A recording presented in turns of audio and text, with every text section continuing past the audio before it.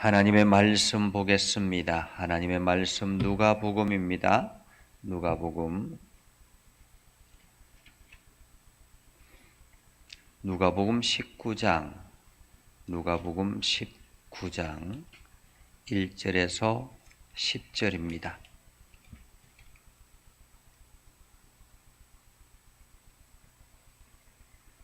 누가복음 19장 1절에서 10절 다 같이 함께 읽겠습니다. 예수께서 여리고로 들어가 지나가시더라. 삭개오라 이름하는 자가 있으니 세리장이요 또한 부자라. 그가 예수께서 어떠한 사람인가 하여 보고자 하되 키가 작고 사람이 많아 할 수 없어 앞으로 달려가서 보기 위하여 돌 무화과 나무에 올라가니 이는 예수께서 그리로 가시게 되미로라.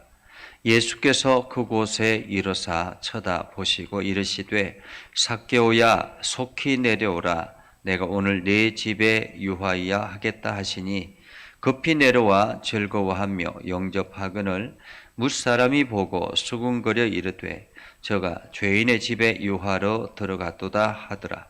삭개오가 서서 주께 여짜오되 주여 보시옵소서 내 소유의 절반을 가난한 자들에게 주겠사오며 만일 누구의 것을 속여 빼앗은 일이 있으면 네 갑절이나 갚겠나이다. 예수께서 이르시되 오늘 구원이 이 집에 이르렀으니 이 사람도 아브라함의 자손이미로라. 인자가 온 것은 잃어버린 자를 찾아 구원하려 함이니라. 아멘. 오늘도 하나님의 은혜가 여러분에게 가득하기를 바랍니다. 여러분들이 하는 모든 일들 가운데 주의 능력을 경험하는 소중한 일들 되기를 주님의 이름으로 축복합니다. 이 시간에 함께 온라인상에서 예배하는 이들이 있습니다. 우리 박선우 권사님, 주님께서 순종할 수 있어 기쁘고 감사합니다. 오늘도 주님 앞에 기꺼이 순종하여 주님의 다스림 안에 있게 하옵소서. 우리 김강식 장로님과 조혜진 집사님 이 시간에 참여하셨습니다. 참으로 감사합니다. 오늘 성경은 여리고에 대한 이야기입니다. 우리가 성경에서 여리고를 처음 만나는 것은 바로 여호수아가 이스라엘 백성들을 이끌고 가나안 땅에 들어갈 때였습니다. 여리고는 요단 동편에서 요단강을 건너면은 곧바로 접하는 도시가 바로 여리고입니다.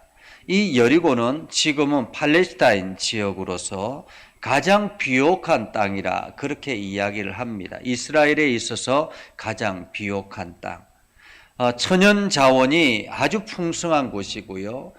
꿀이 많은 곳이기도 하고 종려나무가 많아서 종려나무 열매 그리고 대추 야자 열매가 많은 곳입니다. 제가 성지순례를 잠시 다녀올 때 이 여리고를 들어간 적이 있었는데 이 여리고에 들어가니까 이 가게들마다 대추 야자 열매가 막 엄청나게 많이 있었습니다. 수많은 관광객들이 그 대추 야자 열매를 사가지고 각 집으로 돌아가는 거였죠. 또한 거기서 여리고에서 다른 것을 발견한 것은 향수가 유명했다라는 것입니다. 향수가 유명했다라는 것은 거기에 향나무가 아주 특이한 향나무가 많았다라는 말입니다. 그래서 이곳은 기후 조건이 아주 좋기 때문에 많은 왕족들의 휴양지로 쓰이기도 했던 것입니다. 그런데 여호수아가 이 여리고 들어갈 때 여리고성은 철옹성이었습니다. 우리가 잘 알고 있듯이 이스라엘 백성들이 도저히 넘을 수 없는 성이 바로 여리고성이었습니다. 그런데 하나님께서 이 여리고성을 이스라엘 백성들에게 주시기로 작정하자 이스라엘 백성들은 그곳에서 그냥 7바퀴, 그러니까 매일같이 하루에 한 바퀴씩 돌고 마지막 7째 날은 7바퀴를 돌고 그것으로 인해서 그들이 마지막 고함 소리에 인해서 여리고성이 와르르 무너지는 놀라운 기적의 역사를 경험했던 장소가 여리고입니다. 하나님께서 이 여리고를 완전히 무너뜨려서 여리고에 속해 있는 모든 것들은 완전히 제거하라라고 말씀하셨습니다. 그래서 이스라엘 백성들이 여리고를 점령할 때 그곳에 있는 모든 것을 완전히 제거하는 그러한 일들이 있었던 것이죠. 한마디로 이 여리고는 타락의 장소였고 또한 향락의 장소였고 퇴폐의 장소였기도 합니다. 그래서 이 여리고를 다시 복원하는 데 있어서 많은 사람들이 이 여리고성을 다시 복원하면 그 자손 천대가 저주를 받을 것이다. 그 자손이 저주를 받을 것이다 라는 그러한 하나님의 말씀이 있기도 했습니다. 그처럼 이 여리고는 타락한 도시 이렇게 볼 수 있는 곳이었습니다. 오늘 예수님이 찾아간 방문한 이 장소가 바로 여리고였습니다. 이곳은 지금도 여전히 교통의 중심지 역할을 하고 모든 이게 외국에서 이스라엘로 육로로 들어오려면 반드시 여리고를 거쳐야만 합니다. 지금도 마찬가지죠. 그래서 동서남북으로 어디를 가든지 이 여리고는 반드시 거쳐가야 되는 곳이기 때문에 이때 당시에 세금이 가장 많이 거치는 곳이 바로 여리고였습니다. 그래서 여리고성은 엄청난 부자 도시라고 말할 수가 있습니다. 요즘으로 말하면 강남 3구 이렇게 말할 수가 있겠죠. 그러니까 이스라엘에 있어서 예루살렘보다 더 돈이 많이 통용이 되는 곳, 유통이 되는 곳이 바로 이 여리고였습니다. 이곳에서 세리장의 역할을 하고 있다라는 것, 세리장의 역할을 하고 있다라는 것만으로도 이미 이 오늘 성경에 나오는 삭개오는 그것만으로도 그 파워가 얼마만큼 한가 우리가 짐작할 수 있겠죠. 보통 사람 같으면 이 세리장을 할 수 없는 그러한 위치라고 말할 수 있습니다. 세무서장이라고 말할 수가 있죠. 이 세무서장, 더더구나 강남 상구의 세리서장이라면 얼마나 세무서장이라면 엄청난 권위를 가지고 있는 곳이라고 말할 수가 있죠. 근데 오늘 이 여리고의 세무서장인 삭개오가 한 사람을 만나기 위해서 뽕나무에 올라가는 그러한 신기한 장면을 우리는 목격합니다. 제가 성지순례 갔을 때 이 삭개오가 올라갔던 뽕나무가 있었는데 우리가 생각하는 뽕나무는 아주 조그만 뽕나무이지만은 이때 당시 여기에 있는 삭개오가 올라갔던 뽕나무는 아주 거대한 뽕나무입니다. 그러니까 그곳에서는 아래를 쉽게 내려다볼 수 있는 그러한 뽕나무죠. 그런데 이 체면이 있지 세무서장이라는 그것도 여리고의 세무서장이 뽕나무에 올라간다라는 거 있을 수 없는 일이죠. 그런데 이 세무서장인 삭개오가 뽕나무에 올라간 것입니다. 이유는 무엇일까요? 바로 예수님을 바라보기 위해서였습니다. 당시 예수님께서 이제 마지막 예루살렘을 향해서 올라가는 과정이었습니다. 이미 모든 유대인들 전체가 예수님에 대한 소문으로 가득 차 있었습니다. 그래서 누구든지 예수님을 보고자 해서 예수님이 지나가는 곳에는 많은 사람들, 많은 군중들이 항상 에워싸고 있었습니다. 여리고를 마침 지나갈 그때에 여리고로 들어가는 그때에도 예수님께서 여리고성을 향해서 들어갈 때에 이 수많은 사람들이 예수님 주변에 몰려 있었습니다. 삭개오도 예수님이 지나간다는 소식 그리고 도대체 예수님이 누군가 하는 것을 알기 위해서 그 예수님의 그 지나가는 곳에 갔지만은 이미 삭개오는 예수님을 볼 수가 없었습니다. 왜냐하면 세무서장이라는 중요한 직책임에도 불구하고 많은 사람들이 그때 당시에 유대인들은 이 세리를 죄인들의 괴수라 그렇게 생각했습니다. 그럴 만도 하죠. 왜냐하면 이 세리는 로마의 지배 아래서 로마의 그 유대인들의 피를 빨아서 착취해서 로마에게 일부의 세금을 내고 나머지는 자기네들이 착복하는 그러한 악덕업자라고 말할 수 있습니다. 그러니 세리들만 보면 죄인들이라고 상종조차 하지 않았습니다. 그런데 이 삭개오가 예수님을 보러 갔다라는 것, 사람들이 용납할 수가 없죠.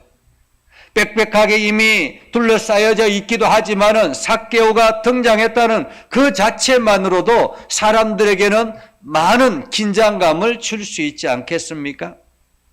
아무도 피해 주려고 하지 않습니다. 아무리 비집고 들어가려고 해도 들어갈 수가 없습니다. 그러나 삭개오가 포기할 수가 없죠. 더더구나 지금 삭개오가 볼 수 없는 처지는, 예수님을 볼 수 없는 것은 키가 너무 작았다라고 이야기합니다. 외모적으로도 볼품이 없었다라는 말이기도 하지만은 키가 너무 작아서 예수님을 쳐다보는 데는 장애물이 있었다라는 말입니다. 그래서 삭개오는 이 장애물을 건너뛰고자 뽕나무에 올라갔던 것입니다. 사람들이 이 삭개오를 보면서 세무서장이 채통도 없이 저곳에 올라갔다고 비난할 수도 있습니다. 조롱거리가 될 수도 있습니다. 그러나 그것보다 더 중요한 것은 지금 삭개오의 마음에는 예수님을 보고자 하는 열망이 불타고 있었다라는 것입니다. 예수님을 보고자 하는 열망. 이것이 지금 삭개오를 뽕나무로 올라가게 하는 원인이 되었던 것입니다. 드디어 삭개오가 뽕나무에 올라가서 예수님을 쳐다봅니다. 아, 예수님이 저렇게 생겼구나. 예수님이 저런 모습을 가지고 있었구나. 이런 생각을 할 그 찰나에 예수님이 삭개오를 쳐다보는 것이 아니겠습니까? 순간 예수님과 삭개오의 눈이 맞았습니다. 예수님이 삭개오를 바라보자 수많은 군중들도 삭개오를 쳐다보지 않았겠습니까? 서서히 예수님의 발걸음이 삭개오에게로 다가가고 있습니다.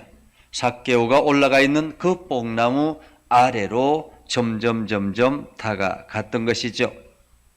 자, 예수님이 삭개오가 올라가 있는 그 뽕나무에 가서 말씀합니다. 삭개오야, 빨리 내려오너라. 오늘 내가 내 집에 지냈으면 좋겠다라고 이야기한 것입니다. 아니, 이거 무슨 당치 않는 말씀입니까? 삭개오는 죄인 중에 괴수라고 이야기하고 유대인들 자체가 철저하게 배격하는 사람인데 하나님의 거룩한 백성이라고, 하나님의 아들이라고, 심지어는 하나님의 영광을 드러내는 메시아라고 자청하는 예수님께서, 거룩한 예수님께서 삭개오의 집에서 하루를 묵는다라는 것이 당치 않는 일이지 않습니까? 이것은 마치 순백의 사람이, 아주 순수하고 깨끗한 사람이 죄인의 집에 들어가서 하루를 묵는 것과 같습니다. 아마 기독교인들 같으면 누구나가 이런 경험을 했을 거라고 생각을 합니다. 오랫동안 신앙생활을 하다 보면 이게 등산을 하다가 절간이라든지 이런 곳에 지나갈 때가 있습니다. 절간이나 이런 곳에 지나갈 때가 있으면 왠지 마음에 부담이 올 때가 있고 마음에 끄리낌이 있을 때가 있습니다. 더더구나 절간에 가서 그 스님들이 주시는 그 밥을 함께 먹는다라는 것, 이것은 상상조차 할 수 없는 일이지 않습니까? 오늘 예수님께서 삭개오의 집에 간다라는 것은 바로 그런 일과 같은 것입니다. 도저히 용납이 안 되는 사건이지요. 아마도 예수님의 이 말씀을 듣고 수많은 사람들이 웅성웅성 하지 않았겠습니까? 어떻게 예수님께서 저 죄인의 집에 유하려고 하는가? 수많은 사람들이 자기 집에 초청하려고 하는데도 불구하고 어떻게 저 죄인의 집에 들어가려고 하는가? 이 소리를 듣고 삭개오도 깜짝 놀랐을 것입니다. 삭개오가 예수님을 모시고 자기의 집으로 들어갑니다. 수많은 사람들의 웅성거리는 소리를 뒤로 한 채 예수님을 모시고 집으로 들어갑니다. 그리고 난 다음에 삭개오가 주님 앞에 이렇게 고백합니다. 자기의 집에서 주님 앞에 이렇게 고백하죠. 앉기도 전에, 집에 들어가서 앉기도 전에 주께 여짜오되 주여 보시옵소서, 내 소유의 절반을 가난한 자들에게 주겠사오며 만일 누구의 것을 속여 빼앗은 일이 있으면 네 갑절이라 갚겠습니다. 예수님이 먼저 삭개오에게 야 내가 이렇게 해라 이렇게 말씀하신 것이 아닙니다. 예수님께서 너가 지금 착복한 것들을 다 내어놓아라 이렇게 말한 것이 아닙니다. 내 재산의 모든 것들을 내놓아서 이 지역을 살려라 이렇게 말씀하신 것도 아니었습니다. 그냥 예수님이 삭개오 집에 들어갔는데 삭개오의 마음에 이 예수님을 영접하고 난 다음에 비로소 야 내가 잘못했구나 라는 생각을 하고는 자기가 자기의 재산의 절반을 뚝 잘라서 가난한 사람들을 다 나눠주겠다고 합니다. 가난한 사람들을.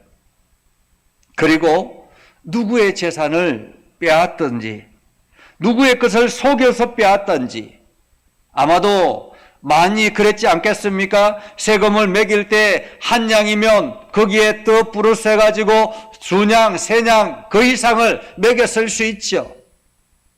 그렇게 속여서 착복한 이 세금들 이것을 다 돌려주겠다고 이야기를 한 것입니다. 우리가 지금 코로나19로 인해서 많은 사람들이 힘겨워하고 있죠. 재정적으로 많은 어려움을 겪기도 합니다. 사업을 하는 사람도 엄청난 타격을 입기도 하고요. 여기저기서 힘들다라고 합니다. 그래서 정부에서 재난지원금을 각 가정마다 각 사람들에 해당되는 그런 재난지원금을 지원했습니다. 몇 차례나 그렇게 해서 지원을 했죠. 소상공인들에게는 거기에 맞는 또 다른 지원을 하기도 하고요. 이렇게 재난지원금을 줄 때에 많은 사람들이 야 공짜 돈이구나 라고 생각하고 풍성하다라는 느낌을 가질 때가 있었습니다. 여러분 한번 상상해 보십시오. 여리고라는 이 성, 화려하고 엄청난 돈이 몰려드는 곳이지만은 빈부의 격차가 얼마나 심하겠습니까? 잘 사는 사람들은 엄청나게 잘 살지만은 상대적으로 그 가운데서 아주 가난하게 살아가는 사람들이 얼마나 많겠습니까? 그런데 느닷없이 세무서장이 말입니다. 자기의 재산의 절반을 뚝 잘라가지고 가난한 사람들에게 지원하겠다고 합니다. 그리고는 세금을 냈던 사람들 중에서 그 일부를 더 돌려주겠다고 합니다. 한순간에 여리고가 난리가 났겠죠. 얼마 전까지만 해도 착복의 상대였던 이 여리고, 부패의 상징이었던 이 여리고, 타락의 도시였던 이 여리고가 한 사람으로 인해서 수많은 사람들이 다시 행복을 얻게 됐다라는 것입니다. 오늘 삭개오의 이 고백을 듣고 예수님께서 하시는 말씀을 우리가 들어보십시다. 오늘 예수님께서 삭개오에게 말씀합니다. 오늘 구원이 이 집에 이르렀으니, 오늘 구원이 이 집에 이르렀으니 이 사람도 아브라함의 자손임이라. 인자가 온 것은 잃어버린 자를 찾아 구원하려 함이로다 라고 말합니다. 비로소 삭개오가 구원의 백성이 되었다라는 말입니다. 우리가 교회를 다니면서 단순히 교회를 다니는 것만으로 모든 것들이 끝났다라고 생각하는데요. 교회를 다닌다라는 것은 예수 그리스도를 주님으로 나의 구주로 고백하는 것입니다. 예수 그리스도를 나의 주로 고백한다라는 것은 나에게는 이제 천국의 백성이 되었다라는 말이기도 합니다. 천국의 백성. 하나님의 나라 천국의 백성이 되었다라는 말이죠. 그렇다면 천국의 백성이 되었다라는 것은 무엇을 의미할까요? 내가 속해 있는 이 땅이 천국의 백성, 천국을 만들도록 노력하는 책임이 우리에게 있다라는 말입니다. 오늘 삭개오가 자기의 재산의 절반을 내어서 가난한 자들에게 주고 착복한 것이 있었을 때 그것을 나누어서 이웃들에게 돌려주을 때 비로소 이 사람이 구원의 백성이라고 예수님께서 말씀한 것입니다. 한때 종교개혁가들이 그렇게 이야기를 한 적이 있죠. 진정한 구원은 호주머니가 열려져야 호주머니가 회개할 때 구원이 이르렀다라고 이야기를 하기도 합니다. 우리가 회개하고 믿음의 백성이 되었다라는 것은 내 삶에 변화가 일어난다라는 말입니다. 내 생활에 변화가 일어난다라는 말입니다. 우리의 생각이 바뀌어진다라는 말입니다.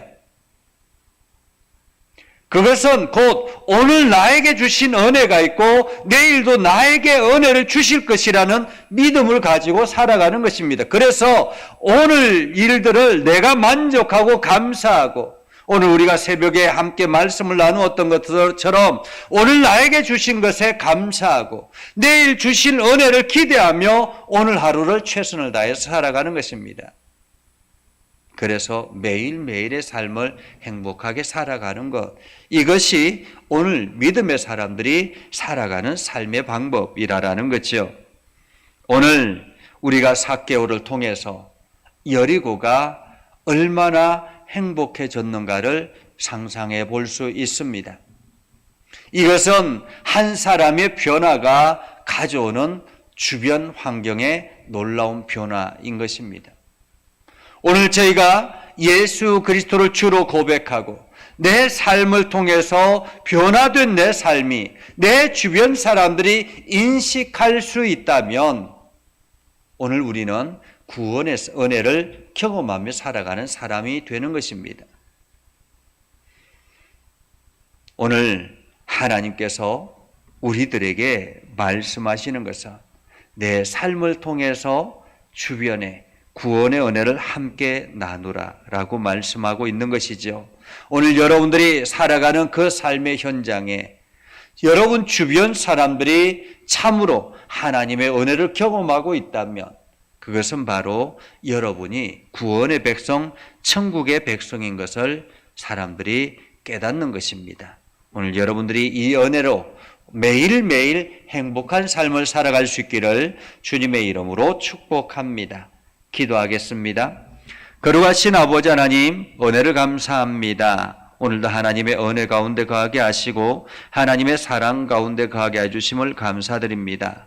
날마다 주의 영광을 드러내게 하시고 우리가 행하는 모든 일들마다 아름다운 열매들이 나타나게 하옵소서. 삭개오에게 역사하셨던 하나님의 역사, 이 삭개오 한 사람을 통해서 여리고가 변화를 경험했던 것처럼 오늘 구원받은 믿음의 사람들 한 사람 한 사람의 삶을 통해서 그 지역이 변화를 경험하는 놀라운 역사가 있게 하옵소서.